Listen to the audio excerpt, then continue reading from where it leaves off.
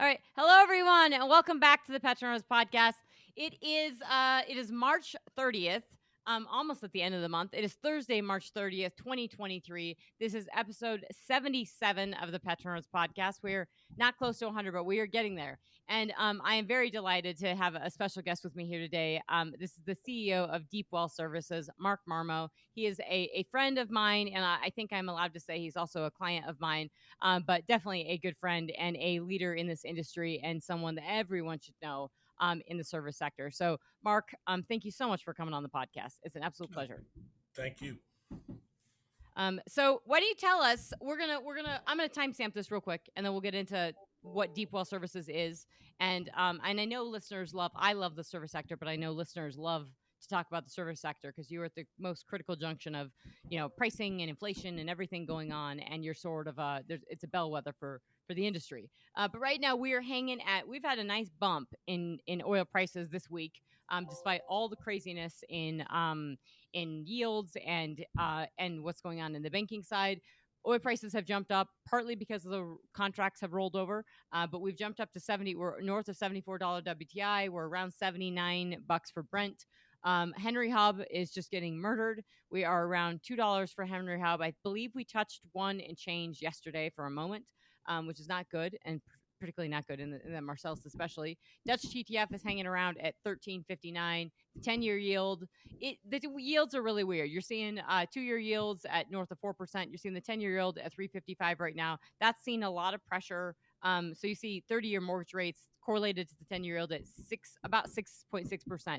And so there's a lot of pressure on yields because everyone's baking in this Fed rate cut, which I definitely want to talk about. I don't think that's going to happen because we have so much inflation still out there, but that's what the market was banking in. And that's why you've seen sort of supercharging of the market the last week or so, 2 weeks, regardless of this banking crisis. So lots of craziness on that front, but definitely some positives for oil prices. I actually think these positives for oil prices put some risk in also the gas side as well, because it means that we're not going to see gas production come down, and we just had a very warm winter. So with all that, Mark, I'd love to hear from. Tell us, introduce yourself a little bit. Tell us about DeepWell, and let's get into the market. Well, as you know, I'm Mark Marmo. I'm the CEO of DeepWell Services. I've been the CEO here for 11 years. So what we do, we're a technology and training company that just so happens to have completion units. So we come in after the well has been fracked, the plugs have been put in, and we go down under pressure, clean the frack plugs, and install the tubing for the well to produce oil or gas. Pretty simple. Awesome. Yeah, I'm sure it's really simple. I'm sure there's never any issues with that at all. No. That's fantastic. Yeah. So you are in some way or another, you're chasing frack in a way. I mean, you're coming in right after the frack companies are. Yeah. I mean, predominantly our business is chasing the drill out, Right. put the wells Right. online. But we are a workover company. Right. We can fish tolls. We can do any type of workover. So pretty much our units are what the Argentinians like to call a Swiss Army knife. We can do anything on the pad. Just so happens that we probably in the future will be able to drill wells too. Oh, that's fantastic. Yeah. So you guys have workover rigs, and you guys are in the meat of the service sector. I mean, this is the crux of what's going on. So I think that's it's a great. I would love to get into the state of the service sector right now. I mean, with oil prices at $74, with gas prices at $2, I mean, you are.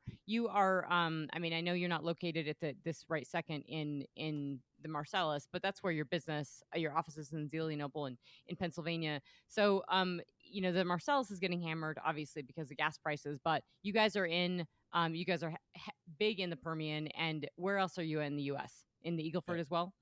Just one quick correction. We don't have workover rigs. We have completion units. Okay. So it's completion a whole new units. technology.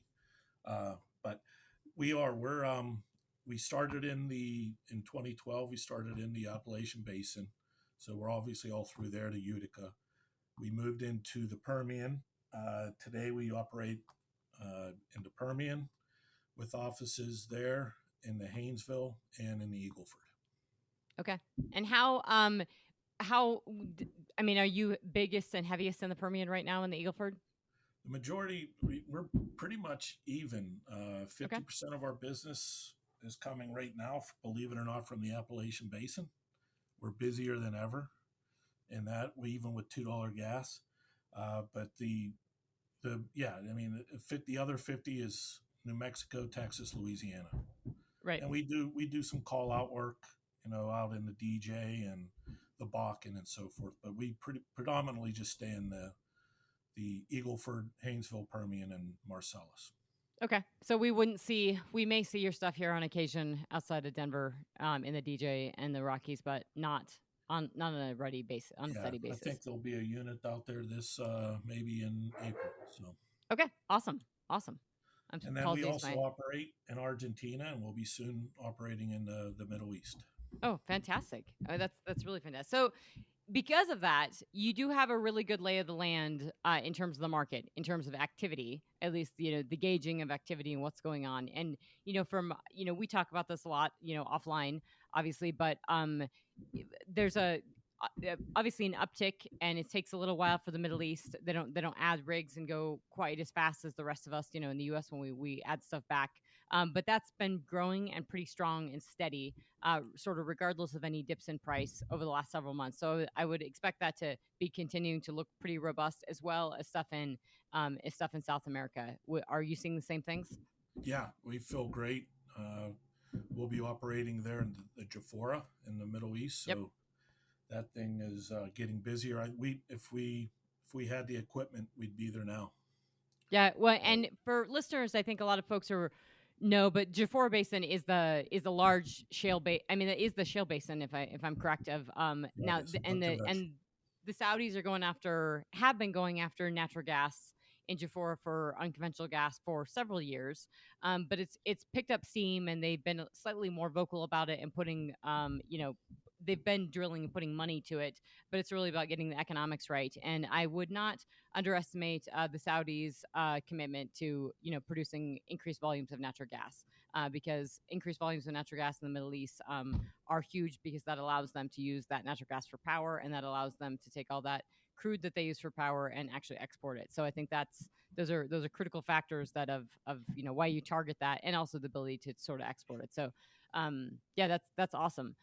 So you said, though, in the Marcellus things are actually good, and I think folks are. I get a lot of questions on Twitter and YouTube and everybody asking about more about nat gas, and I think that the fact that you mentioned that Marcellus is staying steady, and it's one of those things I always tell people, I'm not expecting right now gas production to drop off a cliff by any means, because unless we're not seeing activity, yes, we've lost rigs in the Marcellus, we've lost rigs in the Haynesville with prices coming down, but a lot of this, as you're saying, it's still steady, is maintenance, right? And it's people who have That's to it. fill, like, they're continuing stuff, so it doesn't just go away overnight. And there's contracted volumes and things committed on pipelines, and you just can't drop that off out of nowhere.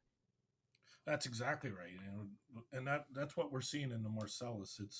It's mainly maintenance programs, Right. and there's no real development. I think they were originally projecting 2 to 3% capex increases, but that could have been also due to inflation.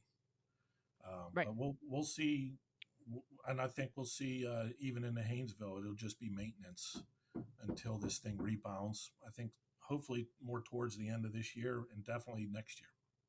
And how is the inflationary side? I mean, we've talked about this before, but I think it's what's it. I know on the labor side, there's not a client I've had or a business I've spoken to that over the course of 2022 did not feel the pains and pinches on the labor side, and some of them were actually beginning to feel it, I think, toward the end of 2021 to a degree.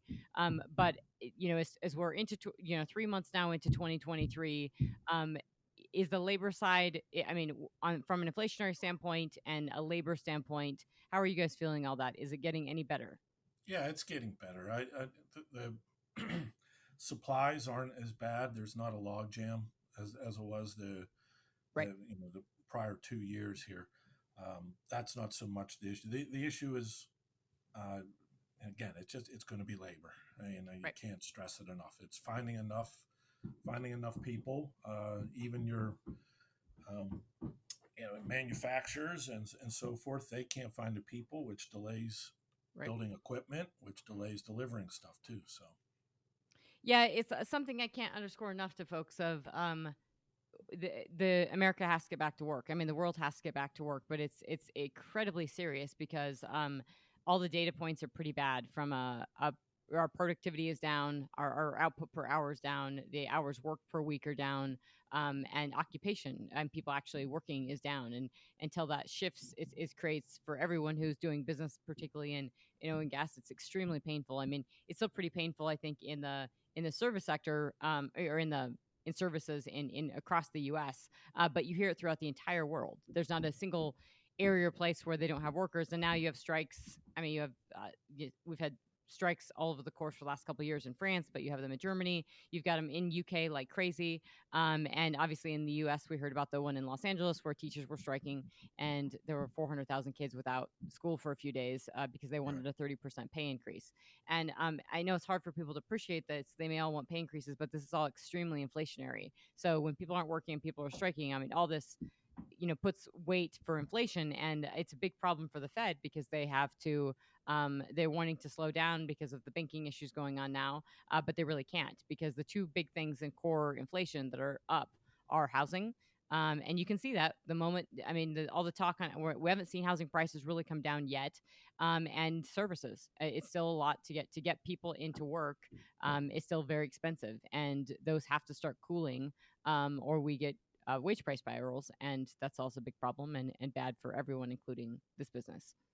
Yeah, and on top of all of that, we have a media and a government that makes us out to be the enemy and not the younger people. Our average age I think is about 31 in our company. That's They've pretty been young. indoctrinated that we're an evil industry. So you're gonna have high. You got to pay them higher wages. You got to give them very attractive benefit packages just to even attract them into the industry. And then after the last few years being laid off and uh, you know the industry coming to a halt almost, we just have that on top of just even wage pressure. We have people that just don't want to work in the industry. Yeah, and I think, I mean, that we definitely have that, and I think that's a really, really valid point of the pressures of demonizing the oil and gas industry. The ability for the oil and gas industry to get people to come in is really hard. It's something that Chris Wright has mentioned. I've talked about is that if you're telling if the president of the United States is talking about we only need oil for 10 years, it's pretty hard to incentivize younger people to go to school Right. for engineering or petroleum engineering to go into this field. That being said, the demand is so high for people. I gave a talk at Colorado School of Mines to students, and it was super fun. I turned that into a podcast, but the conversation afterward with the students was really great. And all the students told me, I mean, they have jobs. I mean, they have not just one job; they have multiple job offers. The kids that were sophomores and juniors have multiple internship opportunities. I mean, because there's just not enough students, and there's not enough petroleum engineers coming out. And so these folks asked me straight up, are we going to have, what's the world look like? And I'm very, very confident to say you're absolutely going to have a job 10, 20, and probably 30 years from now, because there's no scenario you can paint where you don't need crude oil and natural gas. So you're right. There's a severe, de-link and discrepancy, and we got uh what the reality of what's actually happening versus what's being said, and it is a big problem. So it exacerbates the issues with the whole labor side, but exacerbates it further within the oil and gas side to just incentivize people to come over. And I think that really does matter of doing more stuff like this and educating people. And I know you're big on putting your stuff on LinkedIn, and you guys have people at your company love your company, and are very passionate about the business. But it's more of getting folks like myself and Chris Wright and everybody who really advocating and talking about the industry and educating people on what's going on and why we need these products and why Yeah, we're doing it well. you think about it. If we had the media that back us up, how many kids coming out of high school that graduated high school that don't have the capability of going to college, or that don't have the money, or just don't want to go to college? They could come in year one at an 18-year-old can come and make 50 grand working for DeepWell, and Yeah, that's that's a working lot of money. 6 months. That's work 6 months a year. Yep. That's You're a lot off. of money You're off. for Yeah, you're off yep, 6 months. 6 months with without a college education. That's pretty incredible. And then you have a career path where we'll show you that to go through, and if, depending on your aptitude, if 6, 7 years, 8 years down the road, you're making $250,000. Yeah, Again, that's incredible. working 6 months a year. That's incredible. So, Yeah. but there's not enough people out there spreading No, there's that not. word. Well, And I need to how start night many? lighting. I need Oh, to that's start right. night lighting, moonlighting for DeepWell on the service side. Um, but no, no, that I don't think there's a. I think and I've told you guys this before, and I've told a lot of folks this. I do think that recessionary environments create attractiveness for attractive business. So the oil and gas industry is poised. Yes, we're going to have demand slump, and a lot of the pricing we've had, the pull down in oil prices that we've seen as of late, have been recessionary fears. There's a lot of forward baking. There's thinly traded volumes and thin contract volumes, and so exacerbated swings. But there's a lot of folks concerned about recession, and that's weighing on oil prices. And we are going to have. I mean, we're sort of in a recession, but we're getting further into it, and it's going to happen. But that being said, we have a very very unique environment where we have such geopolitical angst and rifts and an ongoing war in Europe that we are going to continue to have elevated prices. And there's things that could exacerbate that further. I mean, Russia could knock off 1 million barrels a day to the world pretty easily like that, and prices could spike. I mean, there's lots of things there, but the point is that there could be you can easily paint a scenario where prices remain in a 70-ish range to 80-ish range, and the economy falls down. The demand in overall the macro economy and the U.S. economy softens considerably, and unemployment rises, and that puts the oil and gas industry in a very unique position, not completely dissimilar to 2008, 2009, 2010, when yes, oil prices went down, the rigs were laid down, but the rigs popped back up and people went back to work in that 3-year time period. And this could be similar, where the oil industry is hiring and the economy is faltering, and that helps change when people are looking for money and people looking for jobs, and they're looking for to pay their bills, and they're looking to turn their lights on. That puts the industry has a chance here, and I think that's where we need to be talking and educating more, and talking about the business and talking about these opportunities and this pay, because as unemployment rises, this is a good place to land. And Yeah. unlike tech, we're not seeing layoffs, banking and tech and everything on the white collar side. The oil industry is not laying off right now. No, and I don't think it will. Again, because we just don't have enough people. We hired 450 people last year. We'll hire another 450 Wow, this year. that's Um, incredible. and if we could get more equipment, we would hire even more. The Yeah. supply chain bottlenecks still are the issue on the manufacturing side, but yeah, And we're are not. those are, are Go ahead. are those coming from? And I didn't mean to cut you off, but are those supply chain bottlenecks and the issues on the manufacturing side? That's for equipment, and that's stuff that's some of it's made here, but some of it's made abroad as well, and it's linking all of it up. No, it's made here. It's again, it's just do they have drivers to deliver the equipment to the manufacturer, or the parts, or the hydraulic pieces? Where are they all coming from? So it's all still a delay. It's not like it was 5 years ago. Right. Right. Yeah, which is the labor shortage, which I do think improves as the economy weakens, and people need jobs. I think that improves a little, and also I think it's overwhelmingly things start loosening up because the demand falters elsewhere, and so businesses have to focus on where they're making money. I believe that I think the next shoes to drop sort of in the market, and not we're hearing real estate talked about, but it's commercial real estate, and then it goes to construction, and recently I think we're probably a lot the market really isn't appreciating, or maybe the average folks aren't really appreciating, is liquidity and the lack of access to having liquid deep markets that you can easily access that cash and spend. And when we had the pandemic, and we had crazy spending, and we had money getting pumped in the system like crazy, that there was a lot of liquidity, there was money going everywhere, and everybody was spending. And we're not I just was listening to CNBC on railroads and talking about how railroads, every as traffic drops off, or we're not buying as much stuff on Amazon. I'm certainly not. I know a lot of folks aren't.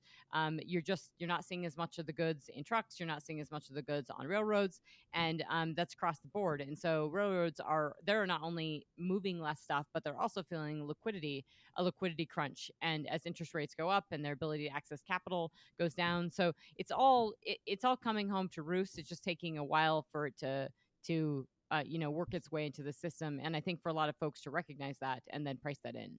Yeah, I don't think we've seen the worst of it. Oh, we I definitely have not. No. interest rates are going to really affect a lot of people. I don't think we've seen all of the banking issues that they're going to come. They're going to come further down the road here this year. So I think we're in for a pretty tough year or two here, Yeah, economic. I know. I very much agree. And actually, I was speaking with someone yesterday, and we were talking about. I think I do believe if the banking sector. I mean, we had this during multiple crises in oil and gas, and nobody seemed really concerned about bailing out banks that were heavily exposed to oil and gas. So that's not an issue. But when it comes to Silicon Valley and it comes to tech firms, we just throw that money in really quick. And obviously everyone was trying to prevent contagion, but there's some serious issues with those bailouts, and they are bailouts, bail-ins, whatever they want to call them. I mean, they were trying to basically prevent these Lehman Brothers style moments where you bail out Bear Stearns, but you let Lehman Brothers collapse, and then when with the collapsing of Lehman Brothers, there's massive contagion, and the whole market just tanks, and everybody is pulling their money out. They're pulling their money out of money markets because they're worried that's not safe, and liquidity dries up, and no one can do anything, and you can't move ships from Asia to the US because people are worried about getting paid, and everything just gets stuck. And so that's what they were thinking they're trying to prevent. But the problem is that we're seeing that every day there's a new thing on these banks, and Credit Suisse had all kinds of issues. I believe that they were in trouble for there was something I was hearing the other day. They were in trouble for um, allowing Americans, very, very wealthy Americans, to move money around when they said they wouldn't, but basically they helped them get several passports so they could say they weren't just American. And so they helped these folks get several passports, move this money around, and there's all kinds of sort of shadiness in this. And it should ring alarm bells for folks because this is Switzerland, right? This is a place that's supposed to be neutral. This is a place that's known for a financial center and hub. So when you're having banking issues in these areas, and Silicon Valley Bank was just they lots of folks had exposure to them, and there was a lot of concentrated risk because companies would have all their money in there. So there's an interesting thing, I think, thinking about of how exposed folks are of diversifying their money, right? Of if you have a $250,000 FDIC limit, right, where you're insured, your deposits are insured. How many businesses are spreading that around and having 250,000 here, 250,000 there? So if this happens, they're not massively exposed. They can make payroll and they can do stuff. And I think that's something that you're starting to hear folks really talk about from a risk standpoint. And I think for oil and gas, not that oil and gas is, I think is going to be pretty resilient, but I do think that folks within the oil and gas business, especially small and private businesses, really have to pay attention to where their money's at, and just where that understanding where that risk is, just so they can make sure they have enough liquidity to keep doing business. Yeah, I think we're good on the banking side. We have a very good partner there. But you imagine how many banks don't want to give Absolutely. us money, right? And there's a lot of people out there that so it's going to affect everyone, and it's going to affect our industry, unfortunately. And I think it'll really affect the smaller businesses, the mom and Right. pop type companies. And I mean that in some ways that does create opportunity. I mean that definitely is would create opportunity for those who understand oil and gas and would be willing to go into it and lend to it. I think there's a huge opportunity there.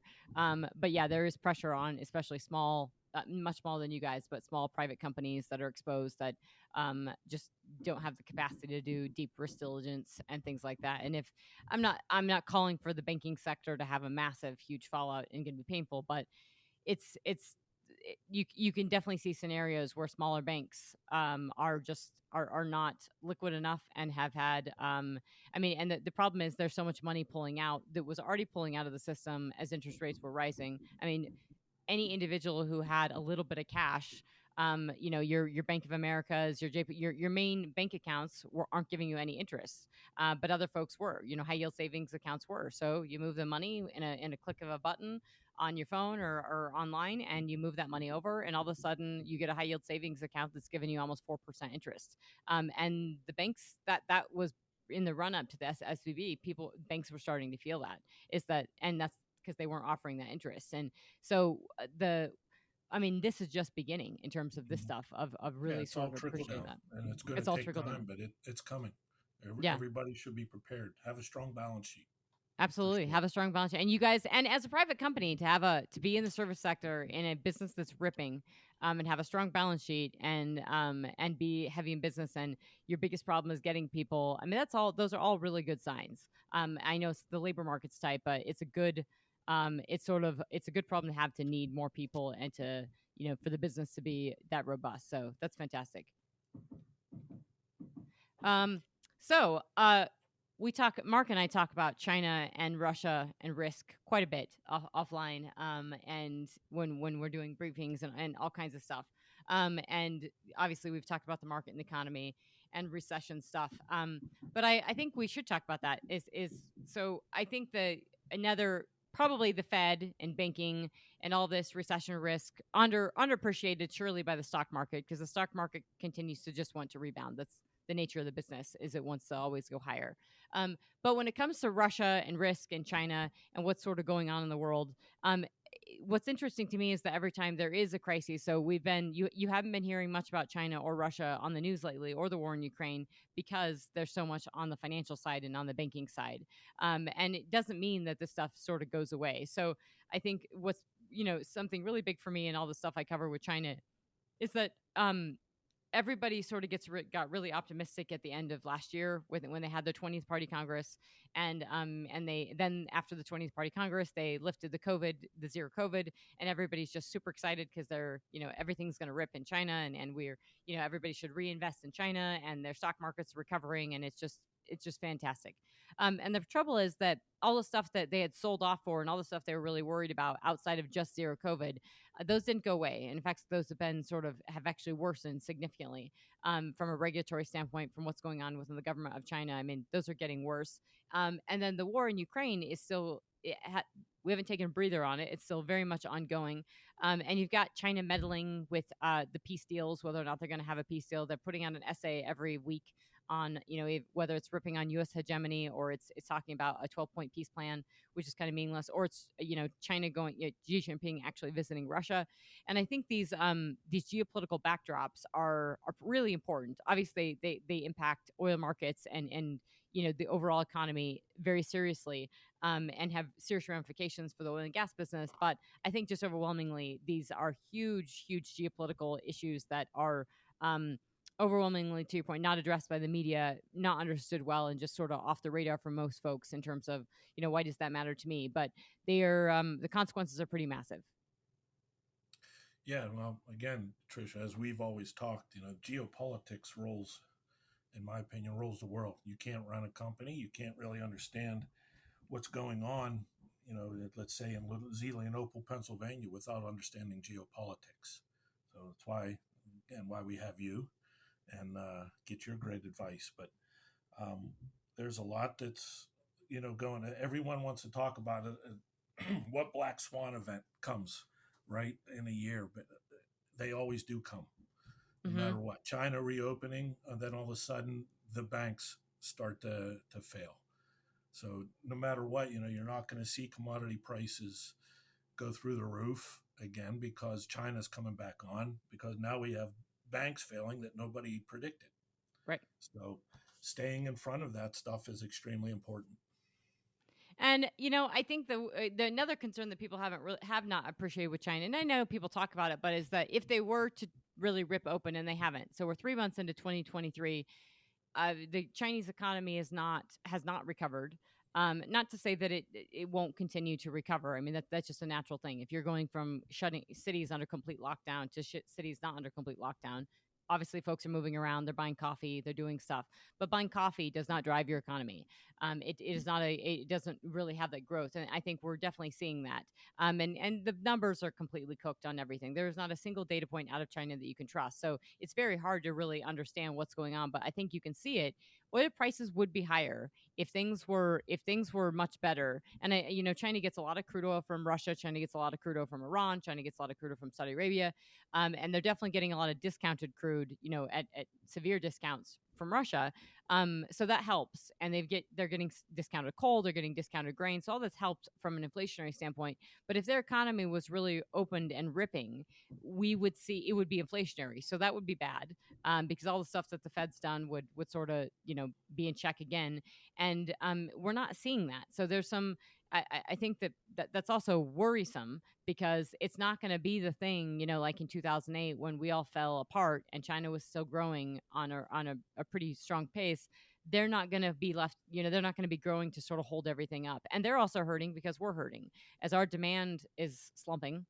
For cheap goods and stuff, they feel it, and I think that's something that's reverberated that people haven't really seen. And they did a lot of damage to supply chains. I mean, I know your stuff's made, largely made locally, but there are a lot of companies, not completely dissimilar to you guys, that have supply chains that are exposed to Asia, and exposed to China. And one little thing with a port getting shut down or a city getting shut down or something creates massive, log jams. We saw Tim Cook. We saw Apple in the Chinese Davos thing this past week, which was a little bit ridiculous because he was sort of, as he's moving his supply chains out of China, he's still reaffirming his support for China because he still has exposure. So it's a huge it's a huge issue and a huge sort of headwind that is not well appreciated, but is definitely not well appreciated by the stock market, but probably not well appreciated from a risk sentiment for businesses. I think people still don't appreciate inflation here in the States, Oh, they don't. and Yeah. what it's affecting everybody. Just because it's gone down slightly, it's still, let's be honest. I don't trust what our government reports. So Well, but we won't get inflation. we don't need to Well, get into you're. that. I But mean, no, you have a good point. I mean, your inflation. I mean, I don't know what you fill up your freight. You stock up, and you're in Greenville, and you guys stock up on your groceries. And if you go to the grocery store, there's no way that you do not see and feel inflation. It is insane because eggs and milk and the basic stuff that you could get. Like, I think what it's the inflation is the rate of price increases. So even if inflation goes down, your sticker prices, your Chipotle is not going down $5 for a burrito. Your eggs are not going down, several bucks. Your milk. So that's the real problem, is that if those prices just get maintained, let alone slow the increasing, and they're still increasing, and that's the real problem that I think folks don't understand, is that the Fed may want to stop raising rates, but they can't if housing prices are still, if rental prices are still increasing, which they are in New York. If this is still going on, and all that, to your when you're talking about wages and getting people, you're having to pay people more to incentivize them to come in, and that is inherently inflationary. yeah, And it's just really it's really painful. And I'm sure you guys see it across the board. I know that when I go to Pittsburgh and I get in an Uber, that's I'm everybody tells me about how what's the cost of everything and how much everything has gone up, and how painful it is, especially for gasoline prices. yeah. Well, you just think about it when if food costs are through the roof, which they are, no one's going to get on an airplane. And the airlines have yet to rebound. I'm hearing they might rebound by the middle of this year, the end of next year, but air miles are down. That uses a heck lot of oil. So we haven't seen, I don't think yet, the trickle down effect of the rates being raised and really even inflation. And it's not. I don't see it getting better anytime soon. Yeah, I think this is what the Fed doesn't want this to be the 1970s, and this sure as hell feels like the 1970s. And I mean, I wasn't alive then, but this is the 1970s. I mean, you have wage issues, you have inflationary issues, and you have, and we've never experienced high inflation, high oil prices, and high interest rates. And we certainly don't have the level of interest rates we had, that Volcker had to do, and raising interest rates. But the reason they had to do them was because inflation kept doing what it's doing now, and it would come down a month and then it would spike back up. And that's the whole point of raising rates and cooling it. And now if the Fed has to stop or slow down because of banking issues, the risk on inflation is just that much is just that much more certain. And it's interesting that Fed officials, so across the world, I mean, the Bank of England, when they articulate and talk, that they do half of their job for them, right? They don't even have to raise the actual rate. They have to signal to the market. And so the Bank of England has said, several months ago that, you know, we're going into recession. I mean, they're basically signaling it. So what they were trying to do in some ways was, get the market to cool off on its own and get those signals in. Now it didn't. And partly that's because there is a fiscal side. To your point on the government side, is that no one wants to admit or talk about the role of the government in this. Is that monetary policy can only do so much. They can tighten the money in the system that they have. They can or loosen, and they can raise rates. But the fiscal side, if they're still spending like drunken sailors and writing checks like crazy, it is a problem because it's inflationary. The Inflation Reduction Act, which is not an Inflation Reduction Act, it's a renewables and green tech bill that is massively inflationary and it's going to devastate the US economy. That is inflationary because it's a crap ton of spending. And it's in spending that doesn't actually do positive things for the economy. But we have this huge, the student loans. I mean, this is another concern that people are having. Students have not had to pay back debt in 3 years. And so we're talking like $400 billion worth of money that has not been paid back. That means that's inflationary. It's also incentivizes people to do less work. I mean, they don't have the bills to pay, so you can have your work-life balance. You can be more flexible. You can take lower end jobs or get less income, and you don't have to pay that back. That's going to change because if come fall they have to pay these back, and a lot of that was, I think, vote buying by the administration, kicking that down the road. But it's inherently inflationary if these students aren't paying this back, and when they have to start paying these back, and if they don't kick this down and they have to start paying these loans back, and it's $1,000 a month or $500 a month, that is game changing. That means that there's a lot of young people that will need jobs, and that will be painful to the economy. And it means that that's $500 to $1,000 a month that they're paying back in loans, if not more, that they're not spending elsewhere in the economy. They're not spending on going out. They're not spending on airlines. They're not spending on that stuff. And I think that's and something I talked to you guys about at length. But all that stuff is eventually does weigh on oil demand, like flying and driving and Sure does. stuff that it's discretionary. It's what you slow Well, down. bailing out banks is going to be inflationary too, right?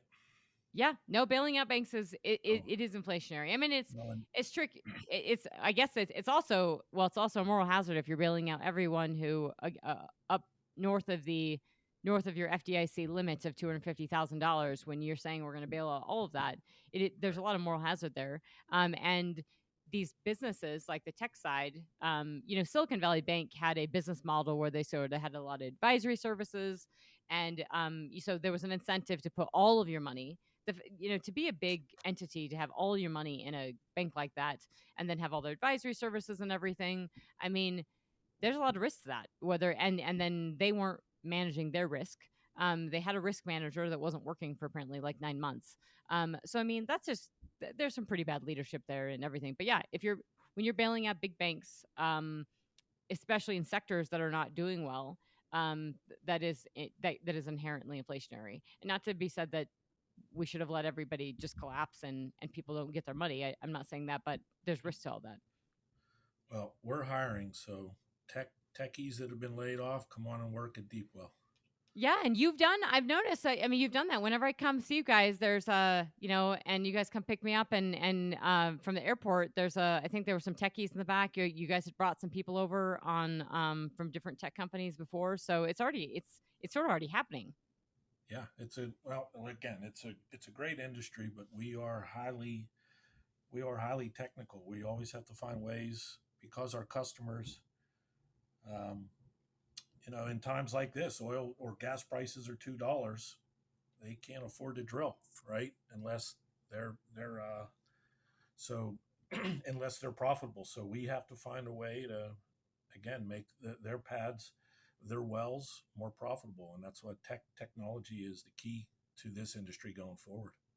It absolutely is. Can you get into that a little bit more though? I know on your website, the stuff you guys advertise and you talk to folks about is the data focused, data heavy. So what is that that's driving, helping Yes, so I have lots of data, but how is that helping you with your clients and in the field to actually drive those costs down? What is that actually doing?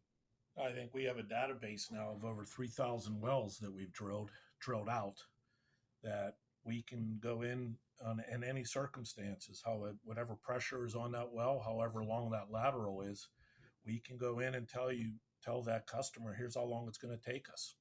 And we have real time data out there also, so we can actually stop you from having an error, stop you from making a bad decision on the well. This is where it's highly technical, and we have a lot of we've brought in a lot of people um, from the tech industry that have helped design this system that we have that we can tell you, hey, here's how much you should spend on your AFE for this drill out, or here's how many days you're going to have to burn with other services because deep well will be out there, guiding the well with with past history that we have. So it's really been a big difference maker for us, especially down in Texas, where I don't think they used it as much. They're starting to use it more and more. You always have your bigger customers like Chevron are always more interested in stuff like that. But even Right. our smaller customers that are starting to understand, we can tell them, okay, we're going to be on this well 2 days, and here's what you're going to spend. And being able to do things like that in an environment Oh, of that's huge. Knowing up in an front, that's environment of absolutely huge. $2 gas, it really makes a difference. And that's really technology and data are going to drive what our industry does going forward. Yep. Can you talk a little bit because I know you know this that I'm sort of obsessed with the production data and what the operators doing and behavior and reservoirs that they're targeting in depth, and obviously your company name is DeepWell, but something you guys cover and target a lot. I mean, and something I don't think is wildly it's understood that lateral lengths are longer. But I think what's the coolness factor of that is that how impressive that is and the feats that the industry has done really even just since 2020. I mean we've been doing it previously, but from 2020 to now lateral lengths have really grown, and part of that's because so much of the above ground is cheaper to do it. There's a lot of cost benefits. There's tons of regulatory benefits here in Colorado to have a longer lateral. But it's also, we didn't do that pre 20, for several years because there was fear in completing the toes of those wells, how much we were going to get back. There was just anxiety on actually drilling that far, that, unknowns, similar to when folks wouldn't drill as deep, and we have very deep, very, very deep wells, obviously in the Delaware that are 13,000 foot, super high pressure, super high temperature. And there were folks that were hesitant, but when the hesitance goes away and it's common to drill down 13,000 feet and then turn that bit around and then drill 3 miles, in some places significantly longer, that's incredibly impressive. And those are like, I mean, that's data and technology and everything, but that is just, it didn't happen overnight, but it definitely has been accelerated since really accelerated since 2020. Talked about a lot companies are really talking about more and more in earnings calls, but this is something you guys, it's meaningful to you guys. You're following, tracking, and that last, if you're 3 miles, we got a whole nother mile that we didn't have before on average. That's incredible. Yeah, we saw that back in 2014, Yep. and that's really why we The growth of designed that. the Yep. we saw this and we designed the equipment that we have. We're the only ones really in the world with this technology. Others have tried to copy it, they're going to continue to try to copy it. But I think we've really helped the our customers, the E&Ps, more so that we've given them the ability to feel relief that if they're going to drill this 15,000 foot lateral, they're going to get to the toe. Yep. We never fail. We always get to the toe. There's others that don't. Coil technology might get out only so far. We come in and we can get that. Most cases we can get down to that 3-4 mile lateral in one bit run Wow. and get out of the hole and be off of that well and on to the next one. And that's really where when you're talking of a commodity markets that are at $2 gas, that's really where you add the value. Yep. and when you 100%, the speed and right, efficiency, and you have to, and that's the entire service sector. For you guys to be able to go in and say it's going to take us 2 days, this is what's going to cost. That's incredibly meaningful. I mean, in any business, something like this is meaningful, but particularly in commodity markets, and seeing pressure on oil prices, and they're $68 one day, or $69 one day, $75 the next day, and they're not cratering, but there's volatility there. For you guys to be able to say, at one, we're confident in that ability to go all the way down to 3-4 miles, but we're also confident in the cost and the speed at which we can do this. That's huge, and probably, really, really underappreciated, the value of that sort of service in the space, and that the speed to sort of uh, drive those it's efficiencies. the best industry in the world, but also it has the smartest people in the world. Yeah, it really is. I mean, it really is a good. I mean, and so many I mean, you guys have incredible people. I love coming out to I love coming out to Pittsburgh and going to New Zealand Oval. I've yet to be on a field tour with you guys, so we've got to correct for that. Um, We'll make and sure of that. I need to spend some time, in the field of Marcellus. But no, you're right. I think it's really good people, really smart people, and whether it's on the tech side or engineers, and just a positive. You guys have a lot of positive energy in your business that people are pretty excited to work for you, and love the. I mean, you guys are pushing forward and going to town, and there's a lot of positive momentum there. Yeah, well, I mean, where can you, work in an industry that you, in this, let's just say Ohio, where they've spent, I think, what, 100 billion in the last 4 or 5 years drilling, completing wells. Think about that. You don't have Google coming into a state spending that kind of money. You Yep. don't have Amazon doing that kind of thing. I mean, we really have, and we don't get enough credit for it. All the hotels that are being used, all of the Yep. gas stations that we're, filling up our tanks at, and the restaurants. So it's a phenomenal industry that just doesn't get enough credit. We make a difference every day. Yeah. Well, I spend a lot of time trying to explaining that credit to explaining what the industry does. So I very much appreciate that, and I think that's great. The last thing I want to ask you is, you talk about the tech of the people in your company. You guys have a lot of engineers, though, right? What's the split? I'm just curious, in a service company, between the folks that have degrees and sort of the folks that can come in. You're saying, which is still really incredible, to come in without a college degree to make 50 grand and work 6 months a year. It's a really impressive statistic. Of We have approximately 600 people now. I would tell you that 500 don't have degrees. Wow, that's a and for the like that's a great number, and Yeah. that's a good story for a company and Yeah, a business. And that's not an exaggeration. And the people that don't have the degrees are making a great living. And just because they don't have a degree, they're some of the smartest people I've ever met. Our president doesn't have a degree. Our VPs, there's a yep, lot of them that don't have degrees, and yeah, they're some of the smartest people. I put my money behind them. yeah, absolutely. Well, I'm first generation to go to college and grew up. Spent three. I'm third generation oil and gas, so I completely understand that. And Yeah, I mean, there's a lot of yeah. knowledge just from just being in the space as well. What a great industry that you don't have to go $100,000 or $150,000 in debt to make a living, Yeah. right? So Yeah, that's incredible. And is that and I mean, particularly in the Marcellus, and where you're at in the business, I mean, that is huge. Because but when come into Pittsburgh, though, it's always interesting to talk to the taxi drivers and Uber drivers who have no idea that the Marcellus is on their doorstep. They right. know that they've got an ethane cracker, and I'm like, do you understand why you have an ethane cracker nearby? And folks don't know, and they also see the really high gas prices because of the diesel issues and refining capacity. But I mean, it's incredible to go to Pittsburgh, and the folks that don't know that one of the largest gas plays in the world, is on their doorstep. Yeah, Um, 15 years ago, you would never have heard, and a lot of people still haven't, of Zealand and Opal. But mhm. Zealand and Opal's been rebuilt, Yeah, and it's been because of the oil and gas industry that's in that one little county in yep. Pennsylvania. Which is it's an adorable. I'm a small town girl, and a country girl, so I loved it from the beginning. But it is a really cute, adorable little town that's really nice. It's pleasant to actually visit, and that we can say that about. The oil field is not known for every town in the world, being cute, quaint little pleasance, and Zealand Opal definitely is. And it's Well, a it's helped huge. even Western PA. It's helped Pittsburgh. Yep. transform from steel to where it is Yep. today. I mean, it's just made the farmers in the area that are driving around brand new equipment. It's just amazing for the economy. It's all trickle down, and people don't get enough appreciation for what the difference, what this industry does for local economies.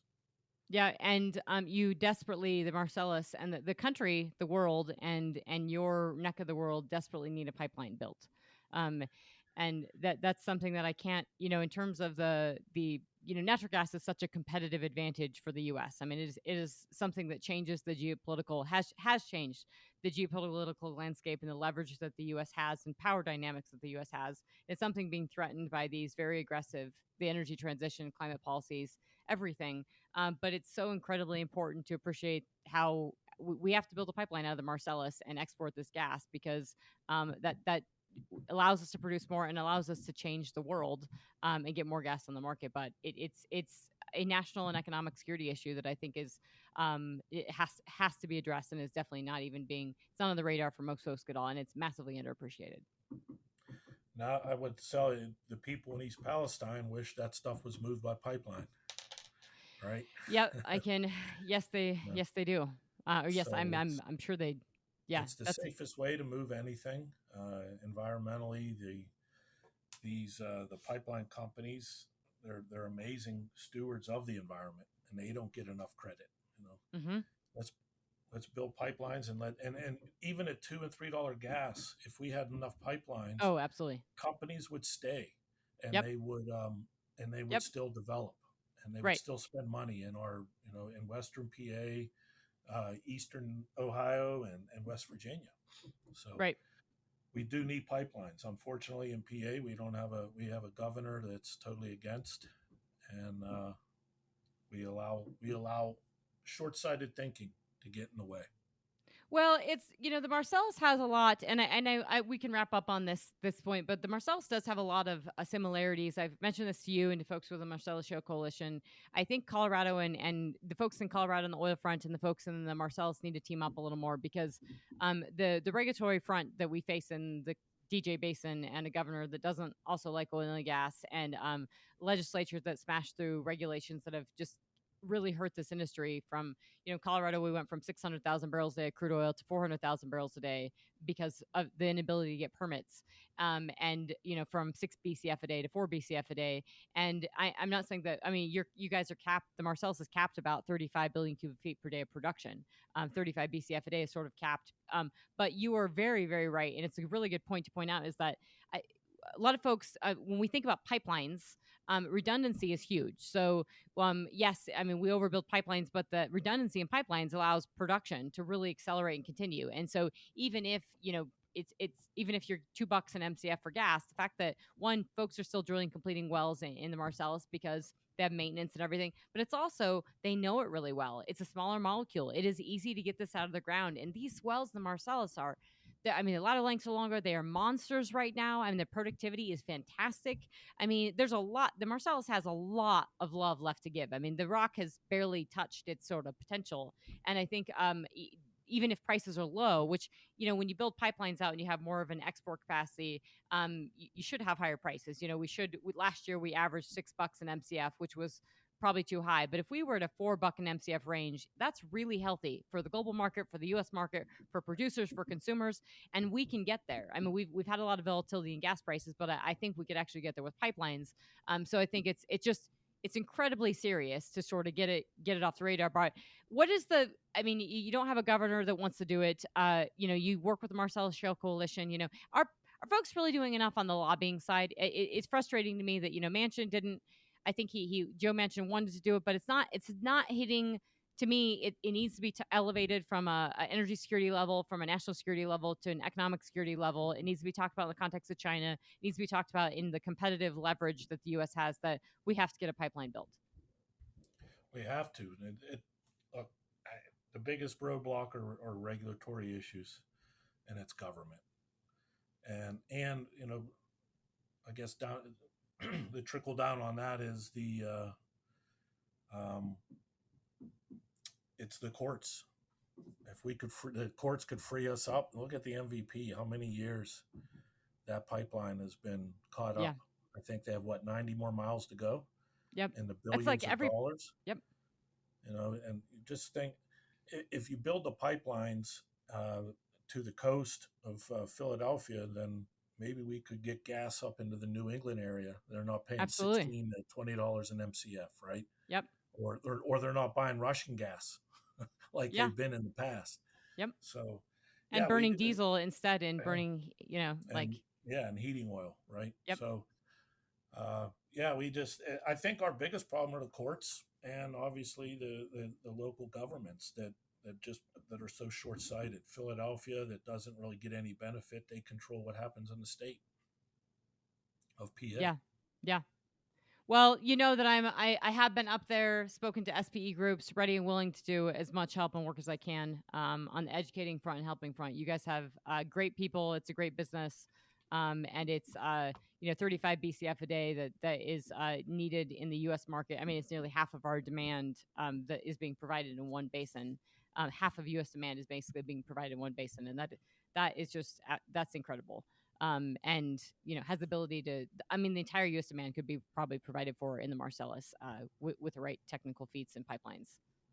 Yeah, and think about all that manufacturing feedstock that Yes. could be Oh, I mean, cheaply right. in and then Yep. create manufacturing jobs in the Right. whole The area. ability the ability to produce steel, and that's something I think a lot of folks when we the beginning of the boom of the shale revolution, from 2006, sort of onward in gas. I mean, that was pretty game changing for steel, for the input costs and electricity costs. And that's the other thing is so misunderstood, is that, and there's U.S. power and leverage, is that we've had up until very recently very stable electricity prices, lower than most of the world and reliable. And so adding all this natural gas into the grid has, and I'm not saying it hasn't hurt coal and the coal industry, especially in your neck of the woods and in Virginia. But it's been very positive for stable, reliable electricity prices, which is hugely important for businesses. The ability to the ability to produce steel, the ability to manufacture things. And I think you and I were talking about before we were clicked record, the talking about ammunitions and the needing to produce ammunitions for the war in Ukraine. And in Europe, there's a Financial Times article, you guys can find it. But in Europe, there's actually, issues of power fighting for ammunitions production, that they can't get the power for a entity that's trying to build ammunitions for the war in Ukraine, because they're fighting for power with a TikTok, data center, which is just very, very ironic and ridiculous, and that should be shut down immediately. But that is the reality that we're seeing in Europe. When you don't have enough power, you're declining your power generation, you don't have grid stability, you're fighting to build stuff. And we actually, if we don't enforce regulating, we don't have that problem in America, because we have enough natural gas to supply all ourselves and more, which is, it's amazing. I mean, if it doesn't get squashed from regulations, it's very, very amazing. Natural gas makes all the plastics, the cell phones, and so forth, right? Windmills and solar panels don't. No, and you guys have those ethane crackers and everything, which I explained to the Uber drivers what those do and produce and where the gas comes from. So, no, that's great. Well, Mark, is there anything else? Any amazing things you want to mention on the business? Anything we missed that you would like to say? No, just thank you for your time. And Yep. anybody wants to come work at DeepWell, we'll welcome you in. Awesome. Well, there you go, guys. Hit me up if you want. Hit Mark Marmo up. DeepWell Services. They're definitely hiring, and it's been a pleasure. Thank you so much, Mark. Have a good day, Trish. Bye.